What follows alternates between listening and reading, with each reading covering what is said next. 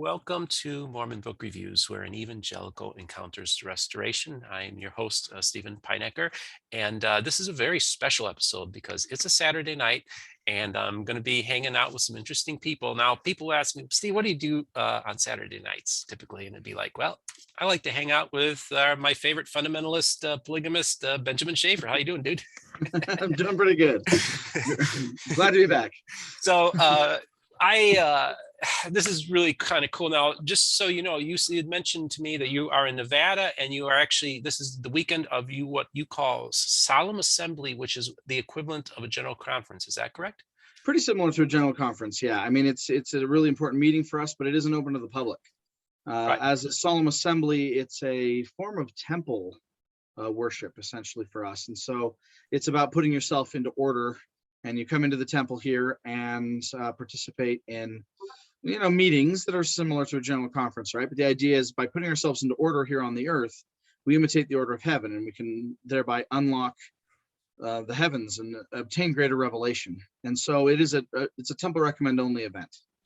So I want to get into some of those books that are behind you, because it's an interesting story to tell, but I just want to kind of relay a story to you and my audience at the same time. So I was Zooming with a friend of mine earlier today. He is a captain in the Salvation Army, and he's actually a pastor of a church in Michigan. Salvation Army, for those of you who don't know, is not just a organization that does good works, but it's actually a fully functioning church. And so he is a pastor in the church, and we get on the Zoom. We hadn't talked to each other for about 6 months, and I just talked to him like maybe when I was first starting the channel. And he says, Steve, I haven't had a whole lot of time to watch a lot of your videos. And he says, boy, I watched that Benjamin Shaffer interview. That's flattering. That's really nice. And he was like, Steve, it really challenged me as a pastor, because he said, I wasn't expecting to find myself nodding in agreement with a lot of what he said, and then he'd say something and be like, well, that's crazy, Sure. I recognize we're not all on the same page when it comes to a lot of things.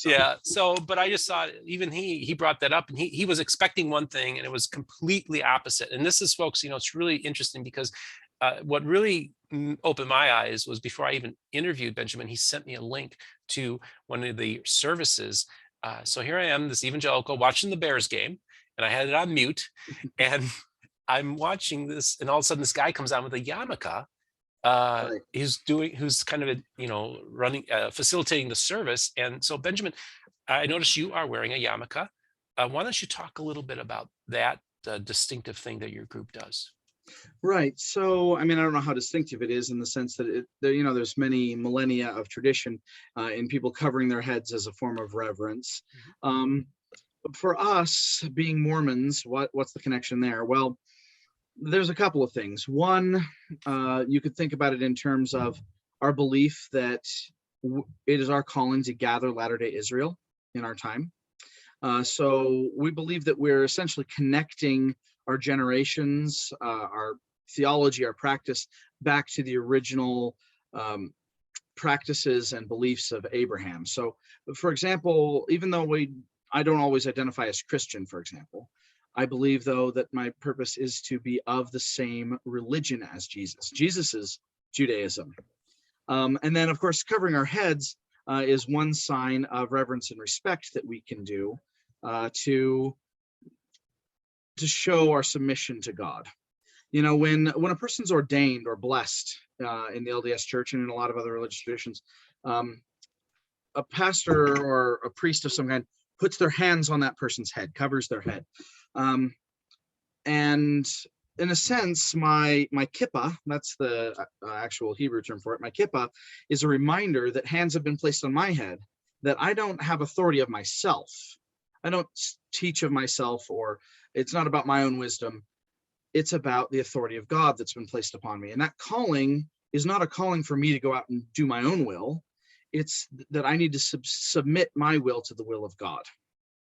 And so those are some of the very symbols. Now, there was an actual revelation encouraging us to do this and explaining some of the symbolism. For example, a kippah is round, right? So as a circle, it represents things like eternity. It is usually also, it's fairly simple, it's fairly small, but it's therefore a reminder that God is always watching over us, or that God is above us. That's the origin of our teachings and so forth. One thing that Mormons will be familiar with is that in the highest and most reverent things that Mormons do, such as the endowment and sealing ordinances, it has been traditional for Mormons to cover their heads from the beginning. Now, actually, interestingly enough, the LDS Church recently changed the headwear for men and women in the LDS temples, and we haven't done that. We keep to the original. And this isn't that. This is something that we're doing only during worship meetings or during blessings or exercising our priesthood, and actually not all the time either. We don't view it as a requirement. It isn't like God will be displeased or angry with us if we don't. It isn't a sin to not wear a kippah, but it's something that we're doing to remind ourselves of these principles. And since it was Brother Gerald Peterson Jr. received a revelation about these symbols, it's been our custom then to cover our heads in prayer and things like that. Interesting. So how long have you guys been doing that for now? Oh, a while. I would say about 12 years ago, something like that, at the revelation. By the way, I haven't asked you, how long have you been a member of this group? Almost that long. Okay. About 11 years. By the way, it's called Christ Church, also known as the Branch, there's the terms that they go under. So just want to let my audience know that what part of the reason this episode is going to be special is that Benjamin at times is going to go and fetch various members of the group and have them come in and talk for a few minutes with me. I can ask them a few questions. Perhaps I'll ask a question that he'll want to get somebody else who's more expert at. So that's what we're going to be doing. So this general conference and their meeting, as a matter of fact, he was just telling me relief societies might still be going. He says sometimes the spirit operates and it might go a little longer than expected. A little longer than planned. Which I come from a charismatic / Pentecostal tradition, and that's very common. So I can understand that. There are so many things I would love to talk to you about. Let's first of all just talk about all those books behind you. You guys have actually a very large collection, and is that your church history library that I'm looking at behind you? It is, yeah. And right now this is somewhat small. We have a lot of other materials that are just archived, but this is what's out at the moment. And yeah, we've got a wide variety of books. Of course, some of them are published by the LDS Church. For example, right about here, we have all of the Joseph Smith Papers volumes, for example. What a great project that's been coming out and vindicating in so many ways. For example, one of my favorites, little quotes from Joseph Smith about Adam God. We talked about Adam God earlier. The Council of 50 Minutes actually has a place that it appears in the Joseph Smith Papers where Joseph Smith directly and intentionally teaches the Adam God doctrine explicitly, which isn't something that people thought he did. A lot of people want to say it was Brigham Young innovating later that came up with that. But Brigham Young said, no, Joseph Smith taught me this in Nauvoo. And now we have a record of where Joseph Smith taught Brigham Young and others those doctrines in Nauvoo. But yeah, there's a wide variety of books in here from the Community of Christ, from the Hedrickites, from various other Mormon fundamentalists, as well as our own history, and and various other books of scripture that we consider scripture that maybe other groups don't as well. We have a somewhat broader view of the canon, I think, than most LDS groups. Yes, yeah, we were talking about it off camera, and I'd actually like to maybe get to talking about the canon, but this is going to be a little bit of an impromptu thing we're doing. I had a list of questions, but also things are going to pop in my mind. And one of them was talking about collections and stuff and research. Ogden Prout and Gerald Tanner were very good friends. And well, yeah, at least very happy to learn and share with each other. Well, sure. I guess, and apparently Ogden told the only difference between you and I think exactly the same is just that the only difference is I believe it and you don't. Right. And so, and I've actually personally talked to Sandra Tanner about Ogden Prout and his relationship. She opened up the store a Sunday afternoon. I was there and met with me and Rick Bennett for about 3.5 hours. Just off the record, having great conversation with each other. And then, of course, Sandra came on my program and talked. But I do find it interesting that, the Tanners, and I like to talk about the convergences of our world. Well, here we have Gerald Tanner Mhm. and Ogden Prout being good friends. And of course, talk a little bit about Ogden Prout while we're at it. I know you're not Yep. affiliated with him, but he's also very influential within your movement. Oh yeah, for sure. He was a really interesting author. I mean, doctrinally we disagree with him occasionally, but he did a huge amount of research and published some really great classic books about Mormon doctrine and history. But of course, he was a polygamist and was not fully appreciated by the LDS church. However, there was still a whole lot of BYU professors that read his books and things like that. And um, we actually have all of his books here, most of them the originals that he home published himself, as well as some later reprints and things like that of all of his books, because really he's an important figure in Mormon fundamentalism and really in any academic circle involving Mormonism, because he brought to light certain things. Now, there are holes in his research and there are things he got wrong, but he was one of the only places that was writing devotional material about his belief in doctrines that the church was really trying to pretend didn't even exist. And he was writing entire books about them. So he has a book on rebaptism, for instance. Right now, the LDS church policy is that you're baptized once and that you're not baptized again unless you're trying to recover from an excommunication, something like that. But we find that there's a great deal of scriptural precedent throughout the Bible and the LDS scriptures for baptism occurring later in life. It's not always just when you're 8 years old or something as a child and then you're done. A prime example of that, as far as I'm concerned, would be Jesus in the New Testament was baptized by John the Baptist when he was about 30 years old. I certainly don't believe that he'd never even heard of a mikveh, or that he'd never done any of those things. For example, when he was 11 or 12, right, he was in the temple speaking with the professors of the law and so forth. We all know that story where Joseph and Mary, they depart and then they can't find Jesus. Where's Jesus? And they go back and they find him teaching in the temple. Well, he certainly wouldn't have been teaching in the temple if he hadn't participated properly in the temple rituals that existed at the time, which included baptism.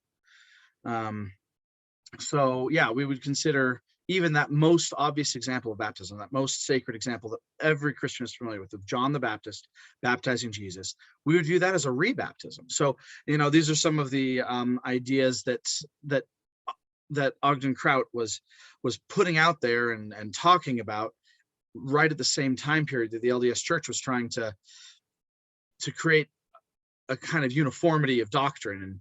And so he was a real bugbear to their project there.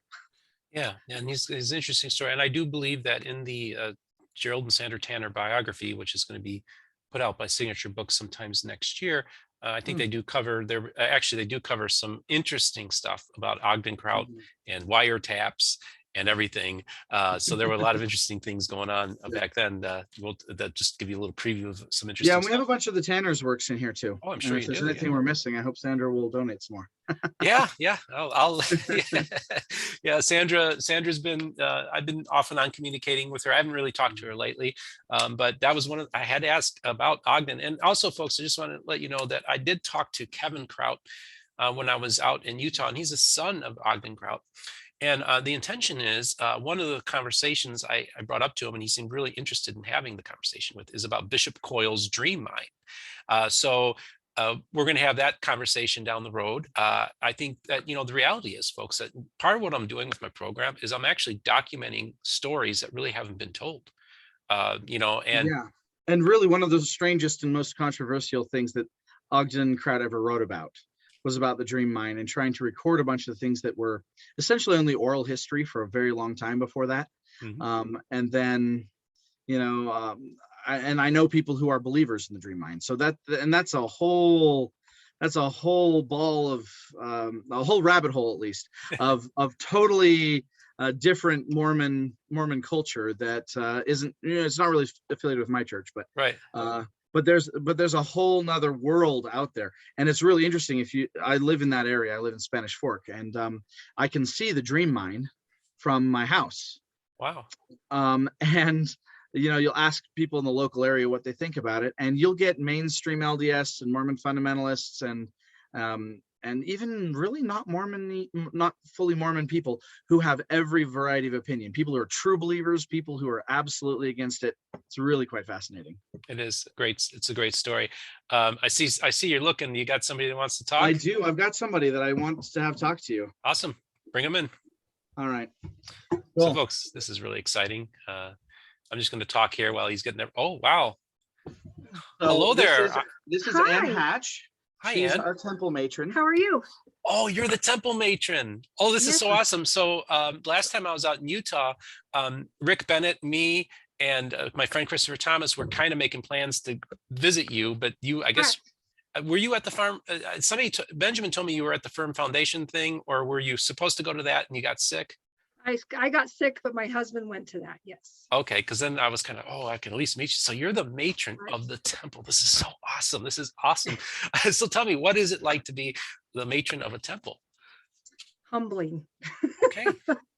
Very humbling, because, in our beliefs, our temple is a very sacred place where we make covenants with our Heavenly Father and with our spouses, and we bind our families together forever in an eternal link, like a chain, right? Going all the way back as far as we can. And to be able to provide a service for our ancestors that we believe is necessary for their exaltation. And not everyone has that opportunity. And as a temple matron, I get to be there all the time, and I get to help people do their genealogy and to fill out their name slips and to feel that their love for their ancestors. And it warms my heart. Whoops, sorry. I have no pockets. And it warms my heart to be able to help families like that and to tie people together. And so for me, it's exciting, but it's very humbling. So how long have you been a member of Christ Church? My husband and I and my mother joined, and one of our children joined Christ Church in 2003, December. Wow. And what would you have considered yourself before joining Christ Church? Fifth generation Mormon from the beginning of the time. Wow. And so what was that like, making that transition? It was tough. It really was. Growing up, I always felt like I needed to be in the Salt Lake LDS Church, and that's where it was at, and Joseph Smith, and there were no others. And I didn't realize at the time how many different branches of the Restoration there really are. I never really was looking much for anything. And friends of ours came and they talked to us and they told us some things, and they shared some information with us, and we went and prayed about it. And my mom remembered her father talking about some of these things that we didn't talk about in the LDS Church any further. And it just kind of, it set with us. But it was still hard because it was like leaving home, and, but this is our home now, and we have family within the church membership here. And we also have family who have joined since then. But it's been an amazing spiritual journey for me to grow and to learn more, and especially with the temple calling. In fact, right now we're having our Solemn Assembly. I think Brother Benjamin might have explained that to you. And I just left the Relief Society meeting where I actually gave a presentation on temple covenants and the importance of a temple marriage. Wow. It's just so fascinating to me now. Of course, so many people from my side now, I'm an evangelical, and I don't know how to ask the question, but I'm going to ask the question. Do you have sister wives that are you guys married, monogamous, or what? I mean, if you don't mind me asking, if you don't want to answer, that's fine. You can ask that question. It's fine. Okay. I do have some sister wives. Yes. And what's that like, making that transition? It was very interesting. I will tell you that I think part of why I could accept it so much is because my family was so much into genealogy, and I actually learned to read and write helping my grandparents do genealogy, and my mom and my aunts. And some of the first stories that I read about some of my ancestors back from the beginning of the church history, in the 1800s, was how this principle was taught to them and how their testimonies grew of it. And I remember telling my mom at like age 13, one day I'm going to live that. And I'm not going to live it just in heaven, like, the LDS church I had learned there. I'm going to live this in this life, mortal life, before I die. And so, I mean, like, nothing is easy, right? And even just being married monogamously has its own sets of challenges and tests us in every way possible. And this just expands your heart even more so, and for me, kind of a personal thing is I was only able to have one child. I lost a baby and then I couldn't have any other children. And this has helped me to have other children. I mean, I have what somebody would consider a stepchild or something, I guess, but we don't use those terms. They're just our kids.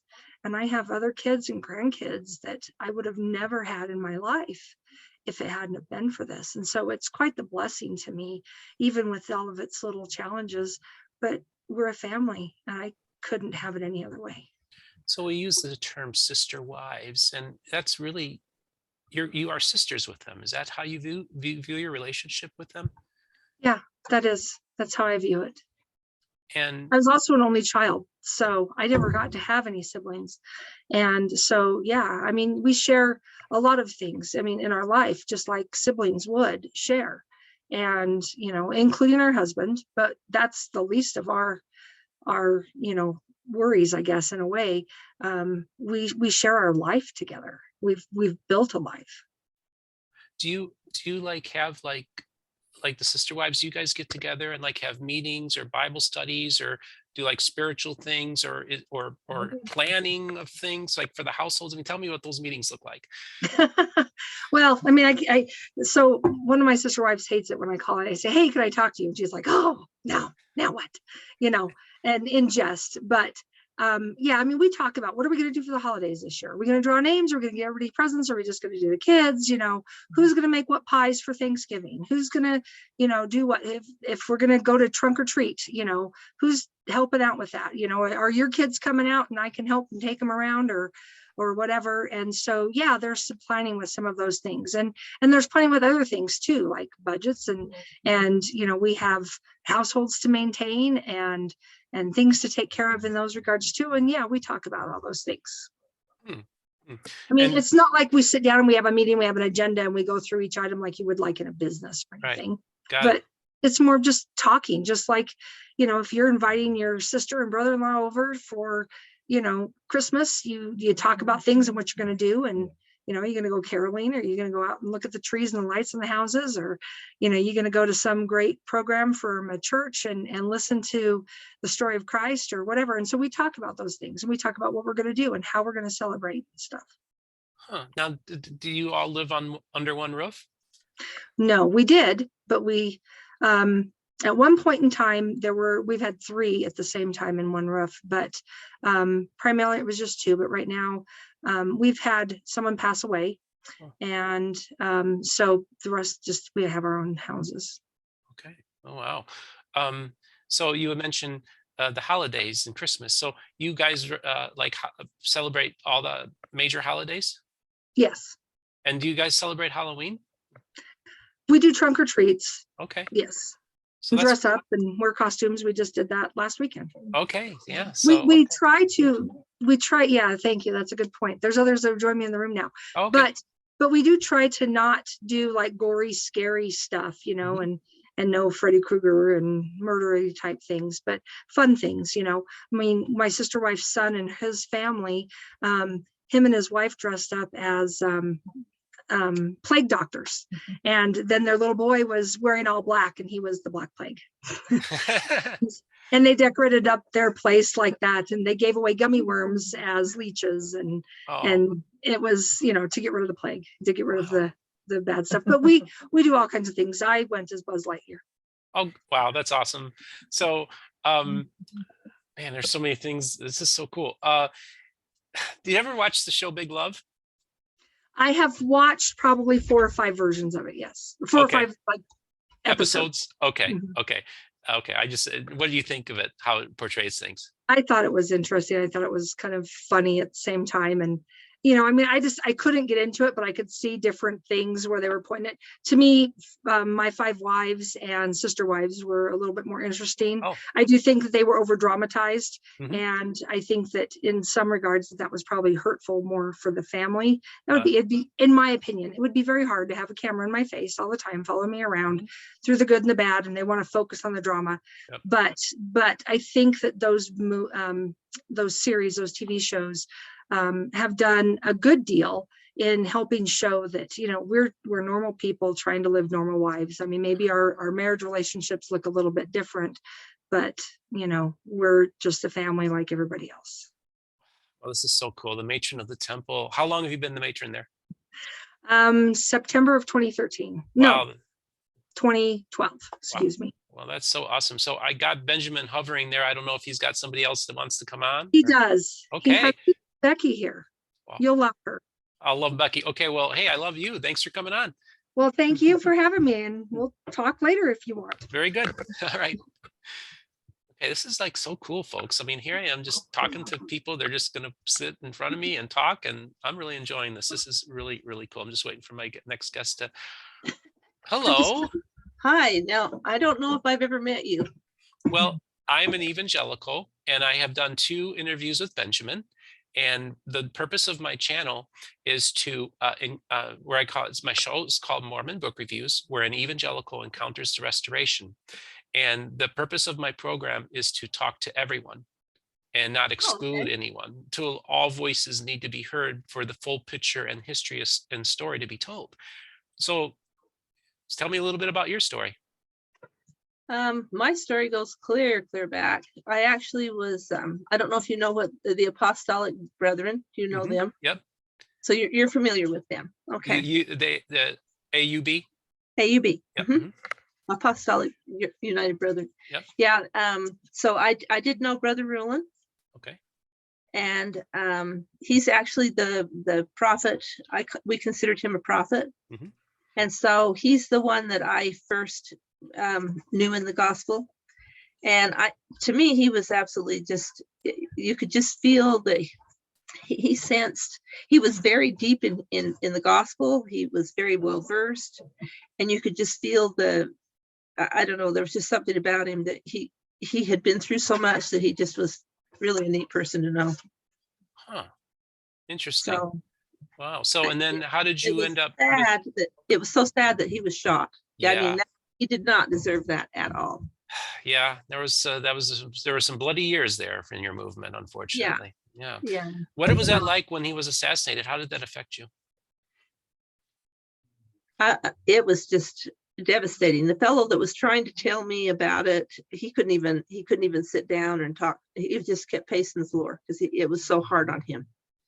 Wow. And he was trying to tell us about that he had been shot, and I've read what his wife Melba that was there. I knew her, and it was devastating on her. I had just barely been to my brother's wedding. My brother was married 3 or 4 days before Roland was shot. So I had barely been to the wedding. I'd seen Brother Roland. That was the last time I got to see him. Wow. Now, were you born and raised in the AUB? No. I actually was born and raised in the Mother Church. We call it the Mother Church. That's the way Brother Roland referred to it. That's the LDS Church. I learned a lot of things from the LDS Church. I really appreciate the LDS Church. I felt like it gave me the good basics of prayer and paying your tithing and being a good Christian. I felt like it was very good that way. Wow. And then did you make the decision to then become a member of the AUB, or your family? It was or how did that go? Actually my mom and dad that made that decision. Okay. And how old were you when that happened? I was about 14 or 15. And were you okay with that, or were you a little apprehensive when they first did it? Actually, when I listened to the one that talked to them was Brother Peterson, that we called him Brother Peterson.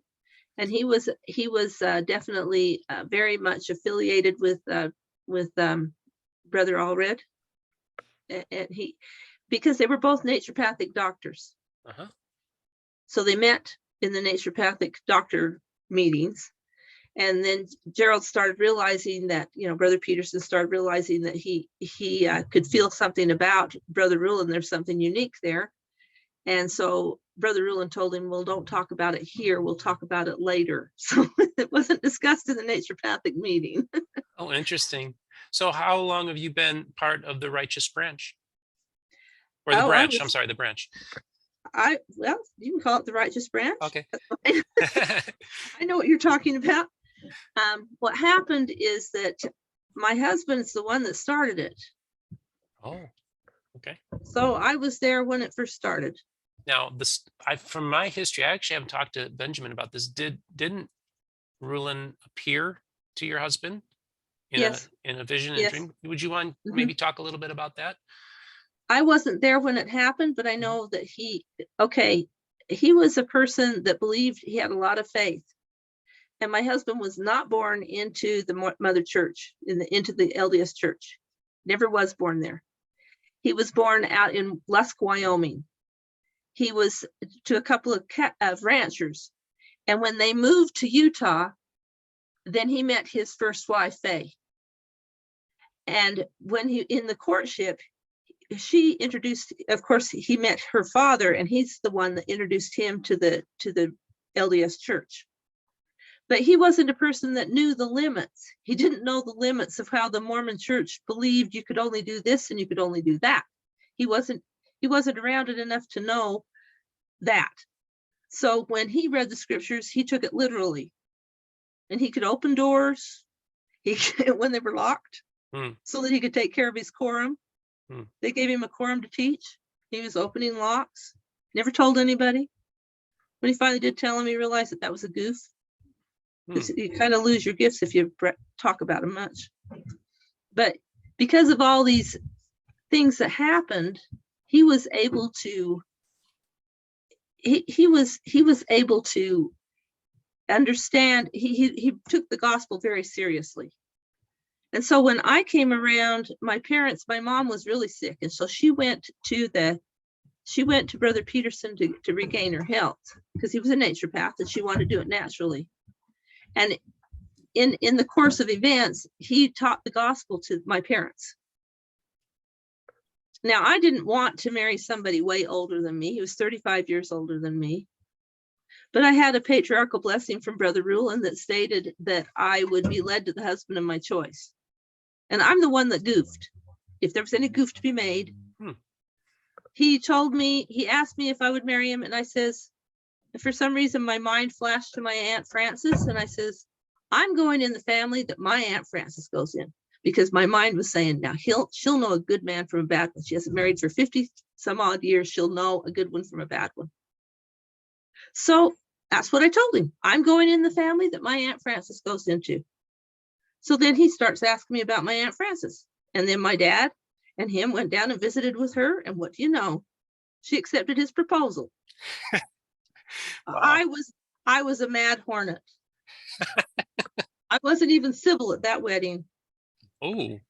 Oh yeah, because I knew I had cornered myself. Yeah.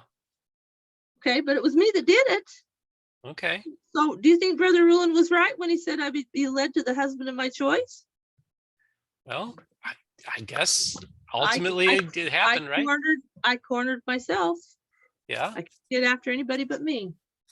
And wow. So after that, but I knew, because when Gerald would talk about teleporting, he could talk about flying saucers. I mean, he was a man of many. There wasn't anything he didn't delve into. And Faye says, now, you married an airplane pilot, a doctor, a radio engineer, a electrician, let's see, he liked to do water witching, he liked alchemy, he liked, there wasn't much he didn't get into. Huh. And my mom always said, I knew you'd have to marry somebody brainy or you would not be happy. So I actually met my match. Wow. and then some. Wow. And Faye was nothing but very, very kind to me. She included me in the family. She had already dreamed about me before I ever bumped into Roland and her and Gerald. She'd already dreamed about me. Huh. And so basically, after Roland passed away, he did appear then. Oh yeah. And this stuff was not far out. My husband believed in time travel. Okay. He took us on time travels. To him, this was just living. This is just part of life. Is being open to the Spirit, getting revelation, and learning what God wants you to do in life. Huh.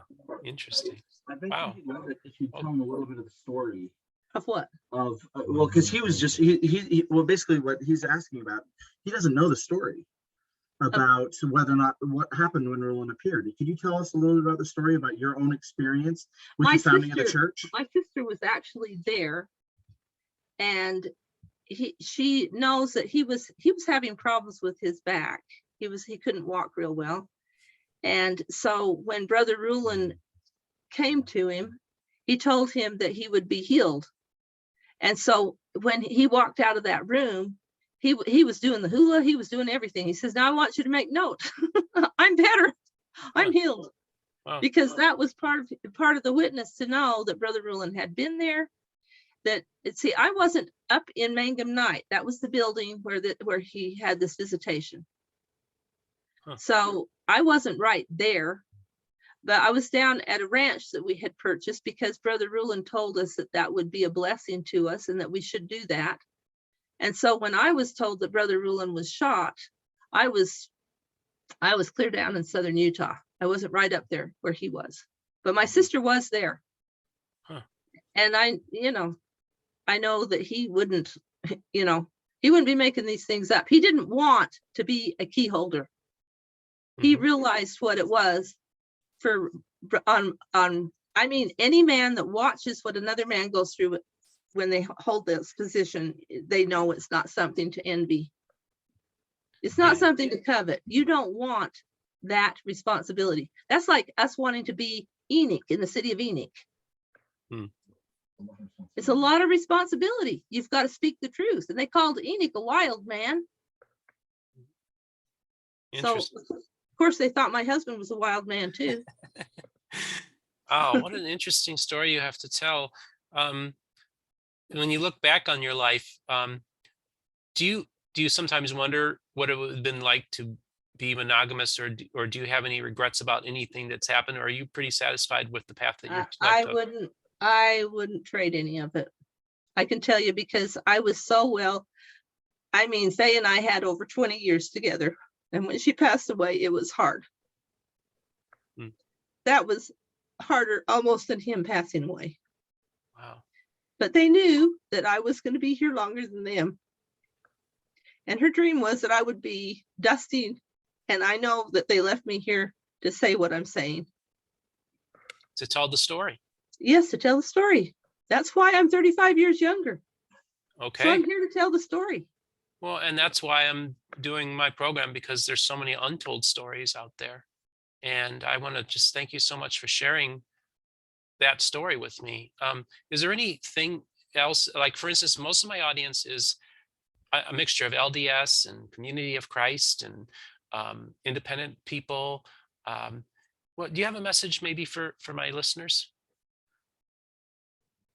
I really, really feel that we have to do everything that Joseph Smith taught. Everything he taught has to be done if we want the blessings he is going to give us. We can't change. We can't take one diddle away from it. We've got to go back to what Joseph Smith taught. We cannot. We're doing what the Catholics and every other church has done. We're going away from the fountain. We're moving away from what was really taught. And when you go back to what Joseph Smith taught, he was teaching how to get to celestial marriage and how to get to a higher level. We don't fathom it down here. We cannot fathom what the celestial kingdom really is. We're down too low to really fathom the whole of what's up there. Wow, interesting. So just while I still have you, let me just think of some questions here. How about, what is your favorite story in the Book of Mormon? I love to go over King Benjamin, because I feel like he's such an example of service, and he did not extract from his people more than he would give. Interesting. I think that's one of my favorites. Wow. Well, I see people lining up behind you. So Yeah, I think, there's plenty more coming. well, that's great. Well, I just want to thank you for coming on and telling the story, and perhaps we could continue that dialogue down the road as well. You have yourself Well, one thing I would like to mention, I honestly do believe that no one woman can help a man get their godhood. I don't think you can do it with one woman. I think you need a quorum, because you need every one of the characteristics and the gifts of all those women. Well, thank you for sharing that. Thank you. Thank you, Becky. Thank you. Well, All right. Well, I Benjamin, first this is got great. around, Yeah. and they were like, "Hey, I want to come and say hello." So I've got 3 more guys here Awesome. that might want to say hi. Oh, hey, I have a quick question. Sure. On the gospel tangents, I can't. What was the name of the other guy that was with you in those episodes? David Patrick. Is he around? Yeah, I'll text him, see if he can't bop in and say hello. Yeah, just for the heck of it, be like, hey, I know you. Like, Yeah, just like I right. knew you. That's how I found you, tracked you down. I'm like, that guy looks familiar. Remember how we met? We had to You kind of like bet. Yeah, and he's got a lot of important callings too. Okay. So he can talk a lot about what's going on in the church, Yeah. and things like that. For example, he is the mission president. Okay. Yeah, that'd be cool. That'd be cool. So Oh, I have a quick question for you. Do yeah. you still have the "I am a Mormon" bumper sticker on your car? Yeah, I do.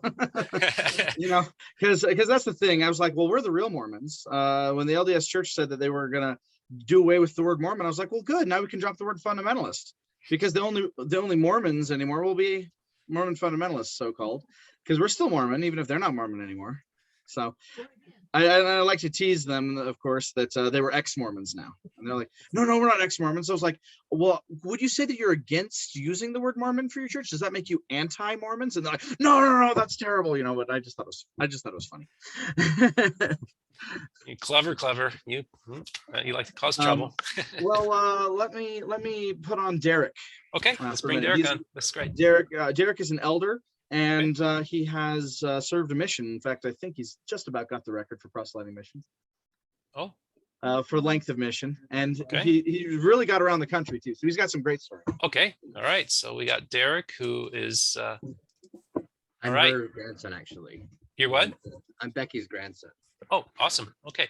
So you're a young guy, and you just came from a mission. Not just, it's like 3 years ago. Okay. 2 or 3 years ago, I think. 3 years ago. Okay. Now, exactly. He said that you traveled all around the country. Where all did you go? I went as far as Ohio, and I went in that area a bit, and then I went into Ohio to Nevada, and also up to we went up to Oregon and in the area for a bit, Montana, Wyoming a little bit. And then we went down in Arizona a bit, going talking to Hopi Indians and Navajos and other people like that. So when you're out like in Ohio and doing, who are you seeking out to talk to? For the Kirtland, when we went to Ohio, we actually went to Kirtland, Ohio for an event. We drove all the way there without purchase script, which is actually really cool. We didn't pay $1.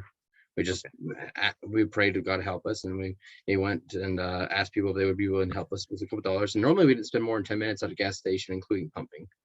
And so we just got there, asked them to help us. They helped us out. If we had a full tank again, we would be on our way.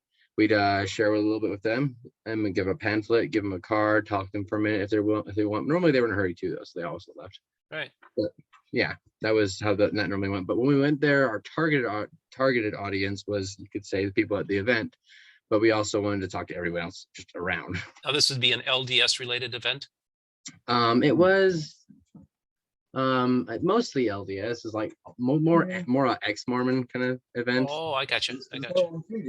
And Community Christ, actually hosted by the Community Christ. Okay, got it. So like, I know that you guys used to go to the Manti pageant and do kind of like interference with the Evangelicals. Did you do anything like that?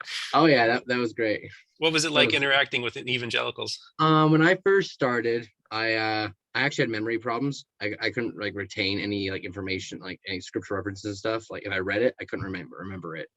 And so when I first started out my mission, that was a real big hurdle, because I go and talk to these Christians and, you know, talking about the Bible, and what I had for experience was I had experienced God's love. I knew God was real. He had saved my life multiple times, whether it was telling me to put my seatbelt on before a vehicle turned when I was like 7 years old, or when like a bull was charging me when I was like 6 years old, and something just threw it away right before it hit me. Or, I mean, there are many moments in my life where miraculous things happen to spare my life. So I know God's real, or at least there's something out there. And so I felt God's love when I was 16. I believe I was what they call born again, because my heart was changed, and I just got a smile on my face, and I just got filled with life. And so that I knew. So when the Christians are targeting me and be like, what are the scriptures? Going all back and forth saying how this is what the scriptures teach, this is what this says, how can you refute that? I'm like, well, my testimony is Jesus, so I don't know. What do I do at this point? Because I didn't know the scriptures very well. What I did know was the scripture was like God was real, but I couldn't remember the scriptures I even read. So at that time, though, I had experience on my mission where I actually fasted and prayed on like 3 or 4, upwards of like 3.5 days, 2 to 3.5 days a week for like an entire month, just praying the whole time, trying to get help, because I remember got my mission. I just couldn't tell people what we even believed, because I couldn't remember anything. And so I was really frustrated about this memory issue. And so what I did is I prayed and fasted and stuff. And after about a month of that, I just spent like an hour just on my knees praying, just pouring my heart out. And I stood up, and I just felt my entire body was just vibrating. Like I just felt this like low hum, but it just felt so amazing. It's like beyond description of how good it felt. But after that, I mean, I believe that was me having a baptism of fire. I was born again before, but then I had a baptism of fire. God invigorated my spirit, but my memory and like became exponential. I could remember most things. I get compliments on how good my memory is now, because I can remember most events just to the details, and I can quote scriptures left and right. I need to hop in here and be the second witness to this, because I tell you what, I was there for this. And at the beginning of his mission, he was always like, wait, isn't that there or here, or well, who believes this and who believes that? And he was definitely confused at the beginning. And toward the end of his mission, for like the last year or 2 years of his mission, I'd be in the middle of a sermon. I'd be like, where's that scripture that says, and I'd say like 3 words of any random passage out of any scripture, and he'd have the reference for me before I was done. Wow. It was incredible what happened there.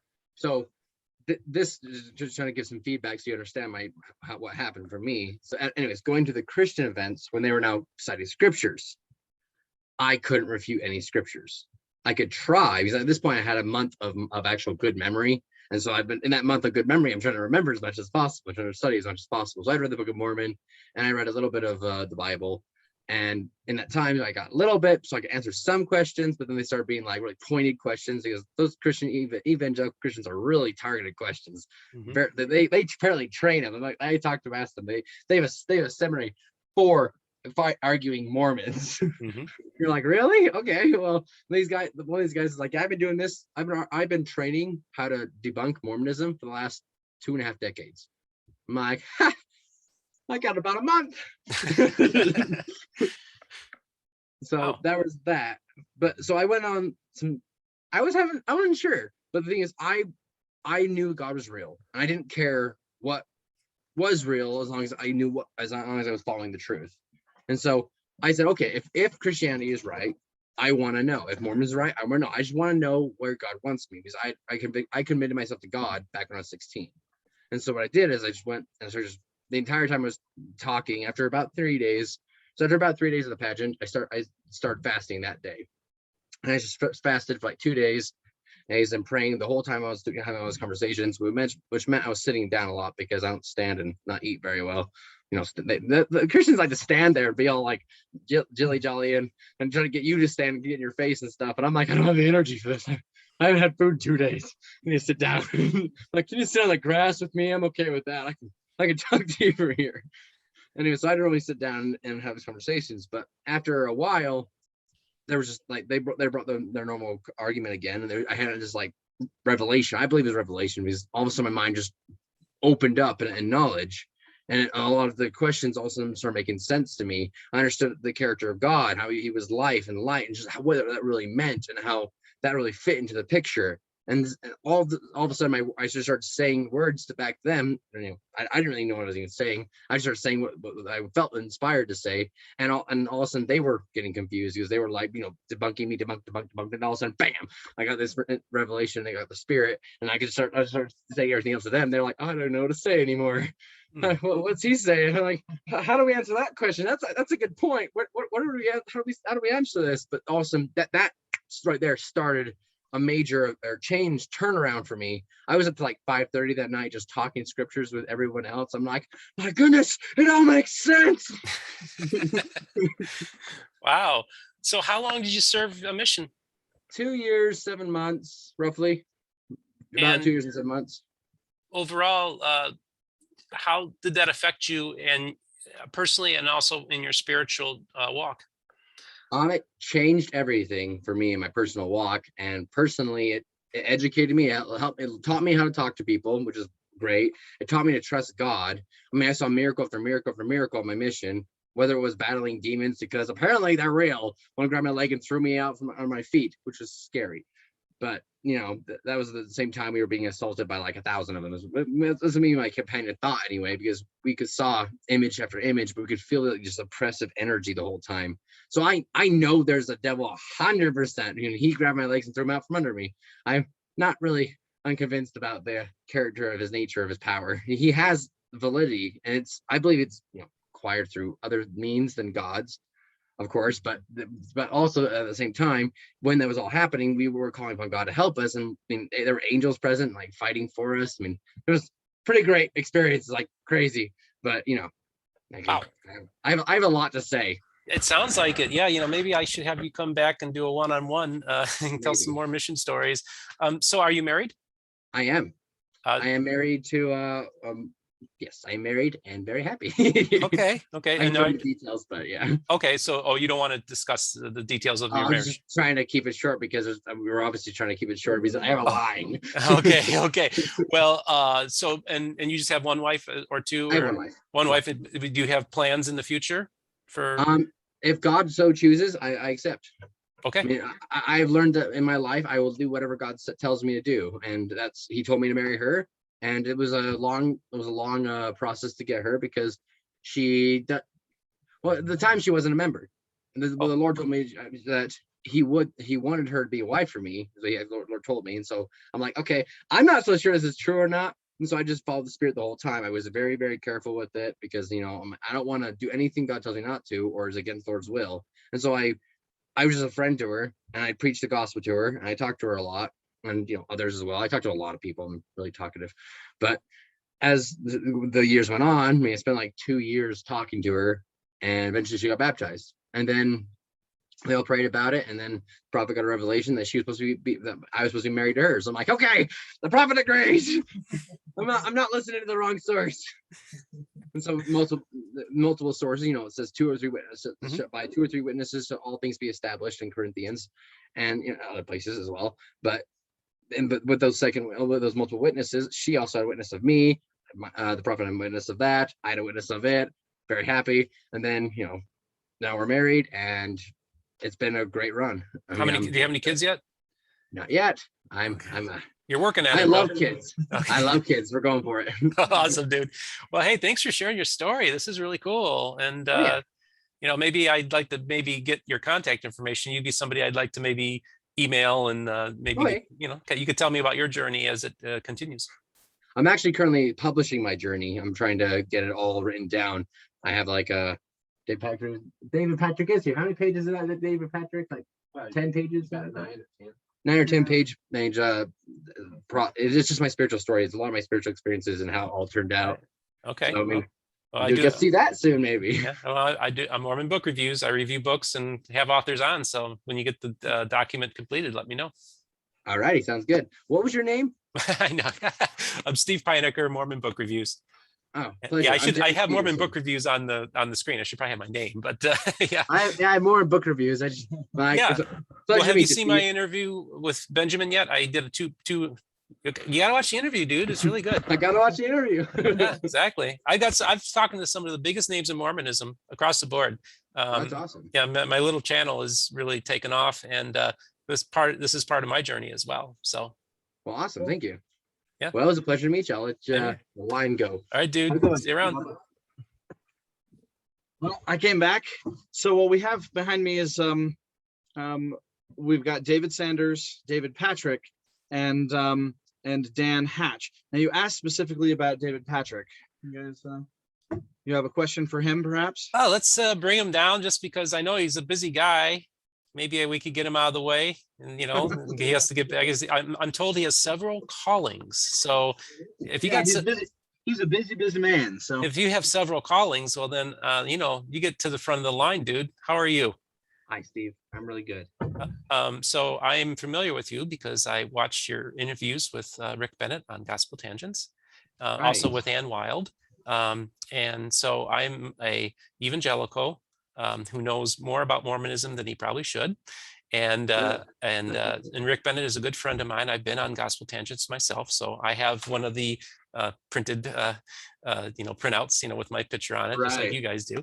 And I was really fascinated when you and Benjamin appeared on Gospel Tangents because, and I told Benjamin too, like I've been surprised at my interactions so far. And my first interactions were just watching you with Benjamin.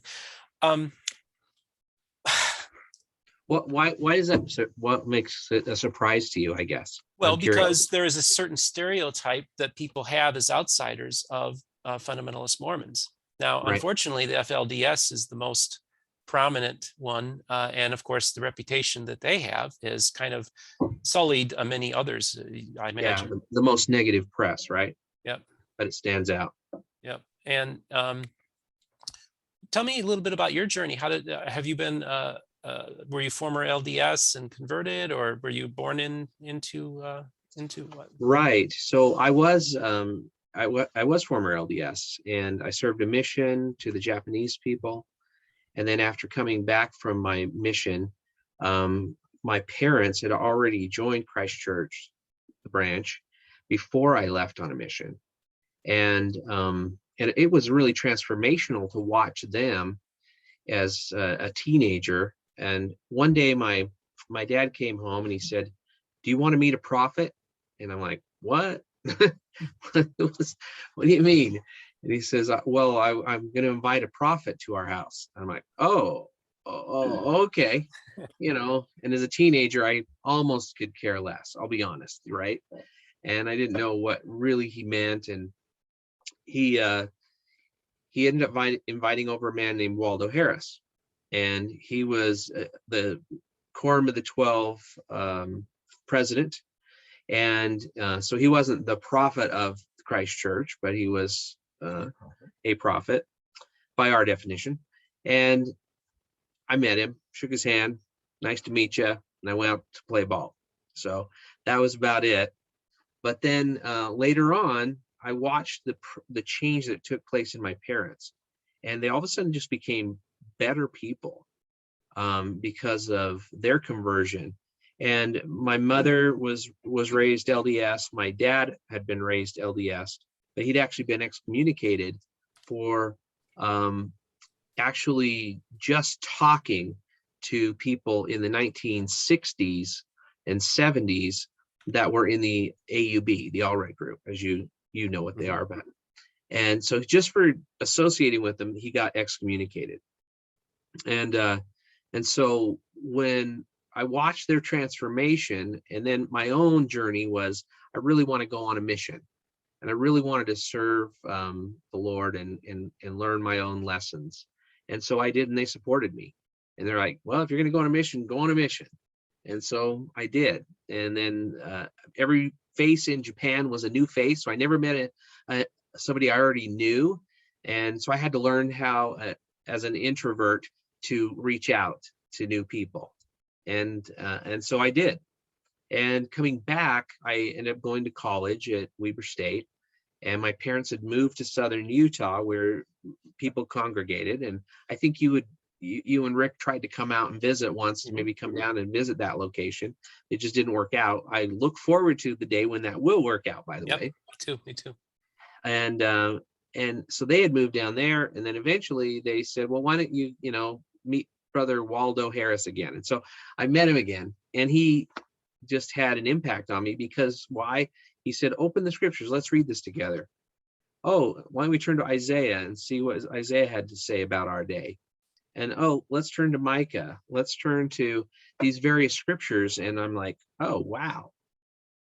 There really is a need to live the fullness of the gospel as promulgated and restored by Joseph Smith that the modern LDS church is not living up to. And I had to have my own decision, my own journey. And it took me a little while. It took me a bit of time because I was engaged in college life and, dating girls and having a good time. And, that was just what does a 21-year-old do after coming home off a mission? And, but I kept getting haunted. And I call it a haunting because but it was a good haunting. Angels were saying, hey, David, why don't you read your scriptures? Why don't you open that up and reread that? And I don't think the devil really wants you to open scriptures. I think it's only the good side that really wants people to crack open the scriptures and read the Bible and the Book of Mormon. And so I did, and it convinced me that I needed to do more about it. So I did ultimately join Christ Church just in my early 20s. And I dated a girl, and I had said to her, hey, this is the direction I'm going. Would you like to be introduced to it as well and learn more about it? And she said, okay. And so she was baptized, and we were immediately married. Didn't go over really well with her parents. And, but to this day, we have a great relationship with her family because we just kept showing up to family events. Instead of being the black sheep of the family that married out of the religion, we just kept showing up. And now we're really well integrated with that family. And, everybody loves each other, and it's a good experience. So, all right, I'll stop there, and you can field any other questions to me. Obviously, Benjamin was saying that you have many callings in the church. What is your role that you play in Christ Church? Yeah, I am an apostle, and I was called to be the president of the Quorum of the 12. And then I also am a mission president to our mission efforts. And so the young missionaries that are full-time missionaries contact me all the time, daily almost, and just give me reports on what they're working on. And I share with them things and people to go see, and other members. We have a very active membership that does missionary work. And so our prophet has asked our people to come out once a quarter and do missionary work, husbands and wives together. And so we get a chance to have them come in to go to events or go to visit new people all the time. And so I'm coordinating that heavily. Do you do a lot of door-to-door, or is it mostly event-oriented? Mostly event-oriented, but when there's downtime, we will knock on doors. Yes. So there's now nothing else to do. They're no longer doing the Manti pageant. So I know. That must have been a bummer for you guys. Yeah, we did like that. I do remember the time when you were just talking to Derek, and I do remember the time after he had his born again experience, and I couldn't quiet him down. He was just telling me, David, it all makes sense. It all makes sense. And he was just going all over about how he had just awakened to, because he stayed up that night reading the scriptures, and it all started to fall into place, and he understood. And maybe it made an impact on somebody that he talked to. I bet it did. I bet they had a question about the faith that Joseph Smith stood for and died for. I certainly am moved by it. So it's interesting to me as an evangelical to hear the term born again coming from somebody from a Mormon. That's often a foreign phrase. What does it mean to you when you say born again? Yeah. Well, when it's I definitely believe that everyone has to have their own conversion. And we definitely say, you know, put Christ in your life. Christ is the center of the gospel. And that those are all really important. But to be born again is really a change of your heart. And it's something that happens that makes you now a believer, a true believer. You're not the same after being born again, in my opinion. In the Book of Mormon, in Alma chapter 5, it talks about this. And so it's not a foreign concept to Mormons, though we don't use the term born again very often. But having his image in our countenance is another way of looking at it. And, oh, do you have Christ's image in your countenance? Well, yeah. In fact, when I was a youth, I remember watching as missionaries would come back from the mission field, and I'd look in their eyes and I'm like, they're different than when they left. There's something different about them. And so many of them, I believe, in doing their missionary work, became born again, just like Derek did. And I think in the evangelical world, when people go and start to serve, whether it's locally or far away or other countries, and they come back changed, I think people can see that in their countenance. And I believe that is also being born again. Yeah, that's a term about in the countenance. That's kind of a Mormon term. That's not something that we use in our movement. So that's just, now most of my audience is LDS and Community of Christ and many other groups. That's the audience we're primarily talking to. Now I'm starting to get evangelicals to watch the program too. So sometimes I feel like I have to explain things now and then, but typically I don't. Right. So what are your goals, like as mission president? What is a successful year, or like, do you have particular numbers or goals? I mean, how does this work to say we had a successful this year in our with our proselytizing efforts? Right. So we certainly are not putting actually any numbers on the whiteboard and expecting to hit, you know, this X number. That's not really our approach. So many, I've had questions that have come up about quantity of membership versus quality of membership. And we really definitely want to find people that also want to live the fullness of the gospel. And that's not just part of the gospel, it's the full thing, it's the whole thing. And that's our goal, is really to find people whose hearts are set upon living the full gospel. And for us, of course, by our definition, of course, that means a full temple endowment. That means a full temple. I shouldn't just stop there. I should say a full temple endowment includes all of the things that were taught, mostly coordinated by Brigham Young to standardize, which he was called to do, and to standardize and then keep in perpetual motion for eternity. But of course, the LDS Church has chopped that down since the 80s, but we believe in keeping that in its full and pristine form. I have a question, and if you don't want to answer it, that's fine. But I was just wondering, do you guys, the temple garments you wear, do you wear the version that was Brigham Young would have worn, or do you wear the modern version? The one that Brigham Young would have worn. Yeah. Okay. Interesting. Yeah. Okay, so you definitely want so to make sure. So yeah, and we feel like that gives us extra power against the powers of darkness in this life, and we need them, man. We need them, right? So that we think that's really important and really valuable, and we actually set people apart to a calling to help make those garments. Oh, okay, interesting.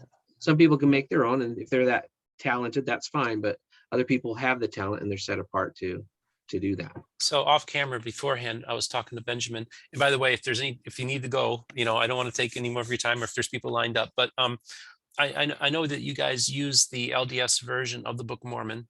Have you guys have any thoughts about printing your own books of Mormon or scripture, or what's the long-term view on that? Well, that's a pretty big project, and we don't really have the numbers to probably support that at the moment. But to add to the canon of scripture with revelations, I think that's definitely a foregone conclusion for the future. Though I have no dates and times to tell you. Okay, interesting. Yeah, and Benjamin and I did talk about your, I guess you'd call it expansive canon, as Mhm. compared to, I guess, the mother church, as it was Right. referred to earlier. What is your view of the Church of Jesus Christ of Latter-day Saints? Do you feel like they still do a good work, that they are a positive good for society? I definitely think that. I think there's, I think there's, well, we definitely believe that people are of the house of Israel, and and if we wanted to go deeper into that scripturally, we would look that many people have received patriarchal blessings, and many of them are of the house of Ephraim, and there's responsibilities for that house of Ephraim in the last days, and those are the Latter-day Saints, and we're just saying, hey, let's live up to the standard that was set for us in the Book of Mormon, in the Bible, and live up to those things. So yeah, absolutely, we love our Latter-day Saint brothers and sisters. Lots and lots of great historians are doing fabulous works that we wouldn't otherwise get a hold of. And honestly, I think there's a big disconnect between historical work and the layperson hearing about that work. And I think there's a huge disconnect there. And even as somebody who's interested in it, I feel disconnected from all the work that's been done. And so a podcast like yours bringing to light these things, I think, is hugely valuable. So do you guys use wine in your communion service or water? We use water, but we also will use grape juice Okay. as well Now, from time to time. you guys don't, you have a different view of the word of wisdom than the Utah branch, or the mother church. Coffee and beer and wine, are these permissible in your movement? No, Oh, you guys don't. Okay, so you can you can't drink coffee. that's right. That's interesting. The idea more is the chemicals that are inside of drinks. Okay. Like caffeinated beverages tend to have an effect upon people, and so we try and reduce the number of things that are going to create any kind of addiction.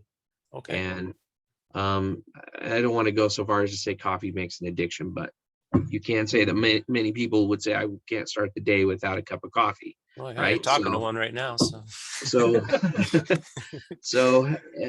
same thing. I mean, things in moderation. The word of wisdom really is about being smart, being wise, right? About your dietary habits. So, well, this is unusual.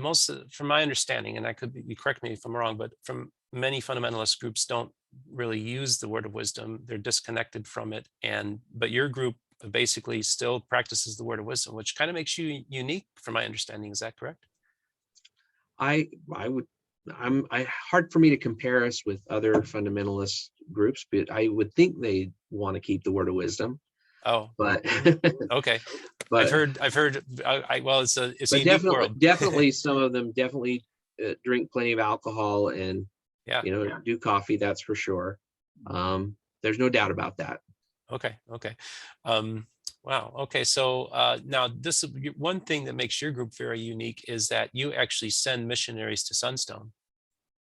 Yes, and other places too. But yeah, we like going to Sunstone, and we've built a relationship with them, and we love it. We actually enjoy going to that, and we actually like to do presentations there. Which that's how I met Rick Bennett, who you did gospel to. You're good. I guess you're good friends with Rick, in fact. Oh yeah. So yeah, he was the moderator when I gave a presentation on the Michael Adam God doctrine the first time, and then a year later we did that podcast. Okay, yeah. So that was great, just watching you guys, and then you having Ann Wild on and stuff like that, and just hearing all these different stories. I had a different view of fundamentalism, at least in the context of your group, after watching the Gospel Tangents. And then I just happened to be in Utah a few weeks ago, and we're at a conference, and I recognized Benjamin, and I said, "Were you on Gospel Tangents?" Oh. And he's like, "Yeah." And then of course, there's some LDS people mulling around. So he's like, well, I'm not there in that capacity. I said, that's okay. And then we start talking, then they move away. And I said, okay, now let's start, let's start talking. Like we had our own little secret, compact with each other from the beginning. And so that's how I was able to recognize him. And of course, I met Ogden Prout's son there as well. He was at the same conference. So I'm going to have him come on, talk about the dream mine, Bishop Coyle's dream mine. I figured that's an interesting story, undertold story within the Restoration, whether you agree with it or disagree with it. Right. So it's just kind of fun talking with you guys. And I was telling Benjamin earlier, I have a friend who's a minister, and he's a captain in the Salvation Army. And and his role is as a pastor. He's a pastor. And he told me, he said, as a pastor, I was very challenged by a lot of stuff that Benjamin was saying. And he also said that it was completely unexpected what he saw. He had an idea in his mind of what it was. And then when he actually Benjamin starts opening his mouth, 180, total 180. And I think that people need to understand that when they see the caricatures on television of like FLDS or even some of those other programs, these are human beings, and they're not the devil. They're not the boogeyman. They're just like you and me in so many ways. And I think it's so important that rather than be intolerant or not to prejudge people, that's part of the reason why this country is such a mess, man, right? Is that I'd say let's just have these conversations and talk with each other. Do you have any words you'd like to share with my audience? Well, you said your audience is a lot of Latter-day Saints, right? Community of Christ and a lot of other branches. And then other branches, the Restoration. The Church of Jesus Christ. I have a big following with them too. Oh, okay, great. Yeah. So I by the time this maybe airs, we will have had an event in Missouri on November 13th and 14th of 2021. Where we're doing a Restoration Summit. So that's going to be in Independence, Missouri. And so I'm going to be talking about the way the priesthood keys followed in along and how it came to us as being responsible for those priesthood keys. And so I don't know when you're going to actually air this or not. I'm not sure yet when. Yeah, but so that's something that's going to happen. And who's are you inviting other groups to this, or is this? We were invited to be part of it. Actually, was it Patrick McKay that invited you, or Patrick is invited also, but he wasn't the one that put it together.